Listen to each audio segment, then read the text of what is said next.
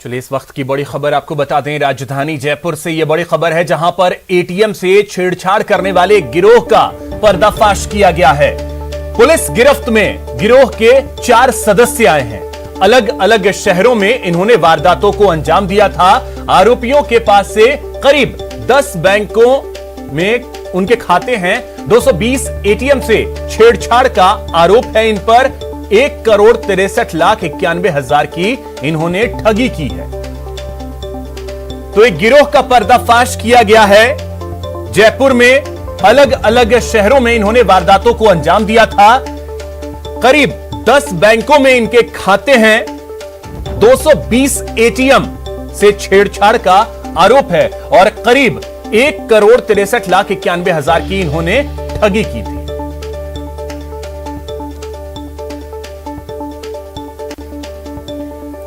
अब बात सिरोही की, जहां शराब माफिया के खिलाफ आबकारी विभाग और सिरोही पुलिस फुल एक्शन में दिख रही है।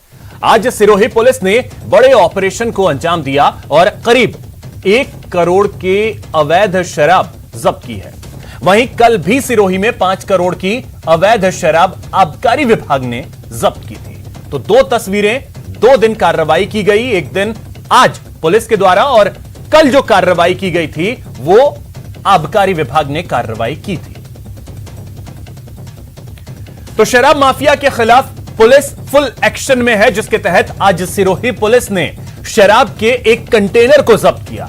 आपको बता दें कि 3 दिन पहले पिंडवाड़ा विधायक समाराम गरासिया ने एक ट्वीट कर जिला पुलिस अधीक्षक की कार्यशैली पर सवाल उठाए थे और उसके अगले ही दिन जिले में आबकारी आयुक्त जोगाराम के निर्देश में सिरोही के भुजेला में अलग अलग जगहों पर कार्रवाई की गई। अलग अलग जिलों से टीमें पहुंची और संयुक्त रूप से कार्रवाई को अंजाम दिया गया। एक गोदाम में दबिश दी गई और यहां से भारी मात्रा में शराब के साथ 4 मिनी ट्रक और 9 अन्य वाहनों को जब्त किया गया। साथ ही 11 लोगों को हिरासत में लिया गया था और अब 24 घंटे के अंतराल में ही सिरोही के स्वरूपगंज पुलिस ने एक बड़ी कार्रवाई को अंजाम दिया। यहां पर 1,705 पेटी शराब का एक कंटेनर जब्त किया गया है। इसे गुजरात ले जाया जा रहा था। में स्वरूपगंज पुलिस ने बड़ी कार्रवाई करते हुए अवैध शराब के 1,705 कार्टन्स जब्त किए गए। उसमें एक कंटेनर को जब्त किया गया, एक मुलजिम को अरेस्ट किया गया। गहनता से जांच की जा रही है। यह शराब करीब 1 करोड़ की है। चलिए बात करते हैं बेईमानों के खिलाफ एसीबी के एक्शन की। एसीबी के हत्थे एक घूसखोर सरपंच चढ़ा है। आपको बता दें कि उदयपुर एसीबी ने चित्तौड़गढ़ के नरसिंहगढ़ ग्राम पंचायत में कार्रवाई की और 6,000 की घूस लेते हुए सरपंच विष्णु मीणा को रंगे हाथों गिरफ्तार किया। एसीबी के एएसपी हिरम जोशी ने बताया कि श्याम लाल नामक व्यक्ति ने ब्यूरो को शिकायत दी थी कि ग्राम पंचायत का सरपंच विष्णु मीणा उससे सफाई कार्य के एवज में मिलने वाली राशि के भुगतान के लिए 2 महीने की सैलरी 8,000 रुपए रिश्वत के तौर पर मांग रहा है। शिकायत का सत्यापन करने के बाद एसीबी ने निम्बाहेड़ा दशहरा मैदान में नरसिंहगढ़ ग्राम पंचायत के सरपंच विष्णु मीणा को 6,000 रुपए की रिश्वत लेते हुए रंगे हाथों दबोच लिया। नरसिंहगढ़ ग्राम पंचायत में जो सफाई का कार्य कर रहा था श्यामलाल हरिजन, उसने रिपोर्ट दी थी कि मेरे सफाई के कार्य का साल भर का जो प्रति माह 4,000 के हिसाब से 48,000 का बिल बना है, इसको पास करने के एवज में करीब 2 महीने की तनख्वाह 8,000 रुपये रिश्वत के रूप में सरपंच साहब विष्णु मीणा मांग रहे हैं। इसका आज सत्यापन कराया आज ही, तो वो 1.5 महीने की तनख्वाह अर्थात 6,000 रुपये लेने के लिए राजी हुए। जो 6,000 रुपये रिश्वत के रूप में लेते हुए विष्णु मीणा सरपंच को रंगे हाथों गिरफ्तार किया गया है। अग्रिम ट्रैप कार्रवाई जारी। बहुचर्चित कमलेश प्रजापति एनकाउंटर की जांच गहलोत सरकार ने सीबीआई को सौंपने का फैसला किया है। सीएम अशोक गहलोत ने कमलेश एनकाउंटर की जांच सीबीआई को देने की मंजूरी दे दी है। सीएम की मंजूरी के बाद अब गृह विभाग ने केंद्र सरकार से सीबीआई जांच की सिफारिश की है। वहीं पचपदरा विधायक मदन प्रजापत ने मामले की सीबीआई जांच की सिफारिश के लिए सीएम गहलोत का आभार जताया है। आपको बता दें कि 22 अप्रैल को बाड़मेर में कमलेश प्रजापत का एनकाउंटर हुआ था। पुलिस ने दावा किया था कि कमलेश प्रजापत के घर छापेमारी के दौरान पुलिस टीम पर फायरिंग की गई। जवाबी फायरिंग में कमलेश प्रजापत की मौत हो गई थी। पुलिस कमलेश प्रजापत के घर से 59 लाख नकद, 5 पिस्टल, 2 किलो 360 ग्राम अफीम का दूध बरामद की थी। कमलेश प्रजापत के पास से 13 मोबाइल फोन पर 4 डोंगल भी बरामद किए गए थे। उसके मकान के पास के एक गैराज में अलग अलग कंपनी की 11 लग्जरी कारें भी बरामद हुई।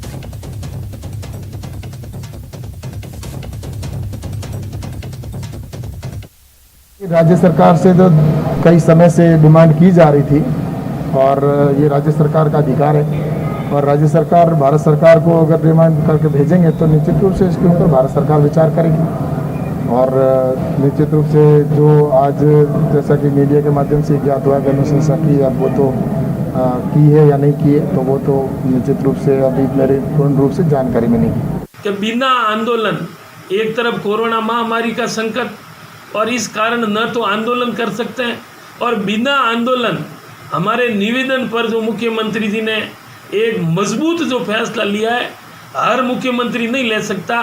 ये पहले मुख्यमंत्री अशोक गहलोत जी है जिन्होंने हमारी भावना की कदर की। हम दिल से आभार व्यक्त करते हैं, हम हमेशा आभारी हैं। बीजेपी पूरे प्रदेश में सेवा अभियान चला रही है, लेकिन पार्टी के अंदर सेवा के दौरान सियासत के साफ संकेत मिल रहे हैं और सियासत है वही पुरानी यानी वसुंधरा राजे और बीजेपी की अंदरूनी खींचतान। जी हां, हम ऐसा इसलिए क्यों कह रहे हैं क्योंकि कोरोना काल में सेवा के लिए वसुंधरा रसोई के दौरान बीजेपी गायब है। कैसे, देखिए इस रिपोर्ट में। बाड़मेर में रसोई वाली सियासत, वसुंधरा रसोई से बीजेपी गायब। हम सभी कार्यकर्ता अपने सबके आपसी सहयोग के कारण से ये अंदर रसोई योजना शुरू की है। ये लगातार पिछले 6 दिन से यहाँ चल रही है और हमारा आगे जब तक यहाँ लॉकडाउन पूरा नहीं खुले और होटलें वगैरह नहीं खुले, लोगों को जब तक इस प्रकार की समस्या आती है तब तक हम जो भी जरूरतमंद है उन लोगों को भोजन करवाते हैं। कहते हैं जरूरतमंदों को वक्त पर खाना खिलाना सबसे बड़ी सेवा है, लेकिन कोरोना काल में जरूरतमंदों को खाना मुहैया कराने के लिए प्रदेश में शुरू की गई वसुंधरा रसोई ने सेवा के साथ सियासत को जन्म दे दिया है, क्योंकि इस रसोई के तहत बांटे जा रहे फूड पैकेट्स पर वसुंधरा राजे की तस्वीर तो मौजूद है, लेकिन न पीएम मोदी की तस्वीर है और न ही किसी और बड़े बीजेपी नेता की। हालांकि वसुंधरा समर्थक इसमें किसी सियासत की बात से इनकार करते हैं। वो भी भारतीय जनता पार्टी की, ये भी भारतीय जनता पार्टी की। भारतीय जनता पार्टी वसुंधरा जी से अलग नहीं है, वसुंधरा जी भारतीय जनता पार्टी से अलग नहीं है। और जो भारतीय जनता पार्टी की तरफ से नगर मंडल की तरफ से वो हॉस्पिटल के अंदर चल रही है वहाँ होती है और यहाँ बाहर जो आते हैं जिनको जरूरत होती है या बाहर के वो लोग हैं, उसके बाद में शहर के आसपास जितने भी गरीब लोग हैं जिनको भोजन की इस समय बड़ी समस्या है, वहाँ हम शाम के समय 5 बजे के आसपास जाते हैं और शाम का भोजन उनको वहाँ भी करवाते हैं। प्रदेश भर में रसोई चला रहे पूर्व मुख्यमंत्री के समर्थक इसे पूरी तरह जनसेवा का कार्यक्रम बता रहे हैं, लेकिन अंदर खाने की बात ये है कि प्रदेश बीजेपी के कई नेता वसुंधरा राजे के सहारे अपनी अहमियत बताने लगे हैं। हालांकि खुलकर कोई सामने नहीं आना चाहता। बाड़मेर बीजेपी जिलाध्यक्ष भी वसुंधरा रसोई को बीजेपी की सेवा अभियान का हिस्सा बताते हैं। वसुंधरा रसोई हमारे जो मोदी जी के 7 वर्ष जो पूर्ण होने जा रहे हैं उसमें हमारे अलग अलग 7 मोर्चे हैं। युवा मोर्चा हमारा जो है ब्लड डोनेशन का काम कर रहा है, ओबीसी मोर्चा हमारे परिंदे लगाने का जो काम कर रहा है और अन्य कहीं और वसुंधरा रसोई का कहीं और हमारे एक मोर्चा कहीं और काम कर रहा है। ये अलग अलग हमारे प्रकल्प है भारतीय जनता पार्टी के मोदी जी के 7 वर्ष पूर्ण होने पर जो है सेवाई संगठन है। हालांकि बीजेपी के सेवा अभियान के इतर वसुंधरा रसोई में सिर्फ और सिर्फ वसुंधरा ही दिखाई दे रही हैं, जबकि बीजेपी के दूसरे अभियान में पीएम मोदी समेत प्रदेश के बाकी नेताओं की तस्वीरें हैं। यानी पंचायत चुनाव और विधानसभा उपचुनाव से चला आ रहा वसुंधरा राजे और उनके समर्थकों का एकला चलो अभियान कमजोर नहीं हुआ और सेवा के बहाने ही सही बीजेपी में अंदरूनी सियासत जारी है। प्रेमदान देथा, न्यूज़ 18 बाड़मेर। यहां रुकेंगे एक छोटे से ब्रेक के लिए। ब्रेक के बाद बात अमेरिका में खुशबू के जादू की।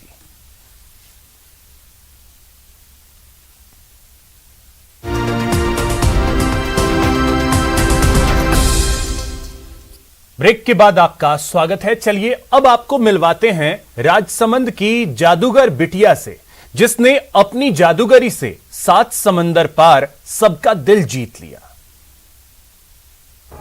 यह प्रमाण पत्र इस बात का गवाह है कि मरुधरा की खुशबू ने 7 समंदर पार अपनी महक बिखेरी है।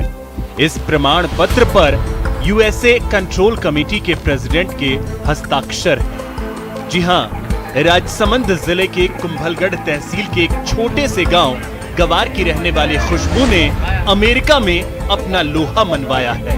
भील समाज की इस बेटी ने अमेरिका में आयोजित ऑनलाइन जादूगर प्रतियोगिता में भाग लिया और जादूगरी की अपनी प्रतिभा से सबका दिल जीत लिया।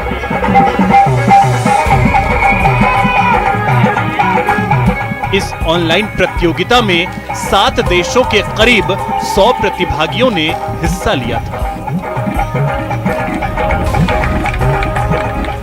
अभी जो इंटरनेशनल प्रोग्राम हुआ कंपटीशन ऑनलाइन, उसमें गोगुंदा के हरिओम जी जादूगर जी ने और मेरे पापा ने मुझे सपोर्ट किया और उसमें मेरे को पार्टिसिपेट करवाया। मैं चाहती हूँ कि हर लड़की अपना सपना पूरा करे और अपने गांव का और समाज का नाम रोशन करे और आगे बढ़े।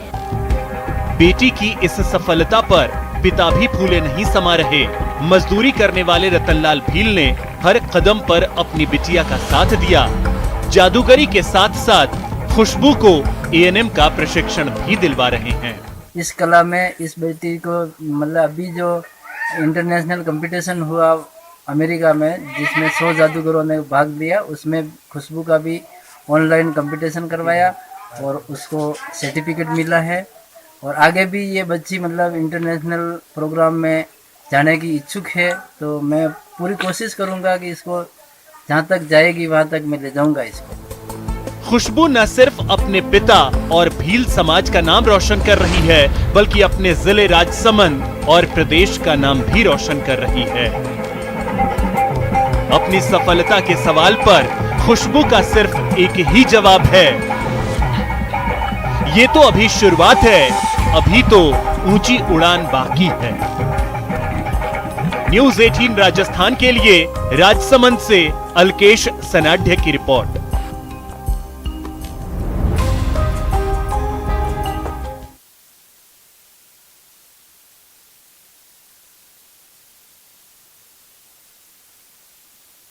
मध्य प्रदेश, दिल्ली समेत कई राज्यों में अनलॉक की प्रक्रिया शुरू हो गई है, लेकिन इस बार अनलॉक प्रक्रिया में कोरोना टीका को भी कोरोना गाइडलाइंस में आधार बनाया गया है। मतलब ये कि कोरोना टीका अब जरूरी ही नहीं बल्कि अनिवार्य भी है।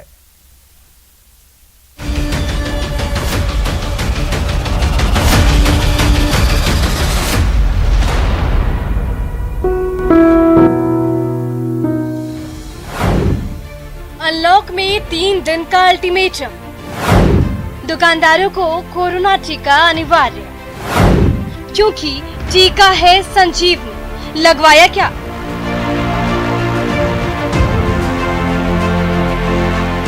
मध्य प्रदेश में लंबे लॉकडाउन के बाद अनलॉक की प्रक्रिया शुरू हो गई, लेकिन इस बार अनलॉक प्रक्रिया में कोरोना टीका को इस तरह से शामिल किया गया है कि लोग न केवल कोरोना टीके को लेकर उत्साहित और जागरूक हों, बल्कि 45 साल के ऊपर आयु वाले दुकानदारों का टीकाकरण भी जल्द से जल्द पूरा हो सके। दुकानदारों को 3 दिन का समय मिलेगा। मालिक और स्टाफ को टीका लगवाना होगा। टीके के प्रमाण पर ही दुकान खोलने की इजाजत होगी।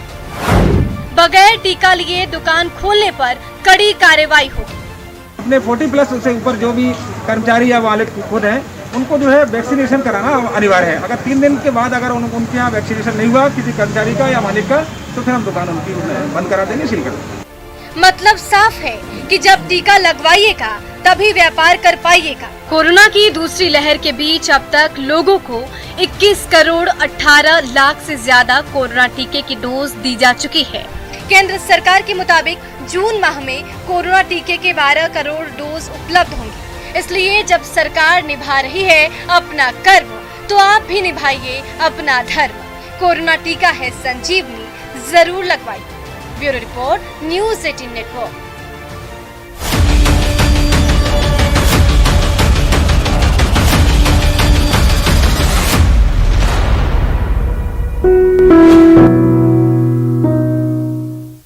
तो फिलहाल इतना ही। नमस्कार।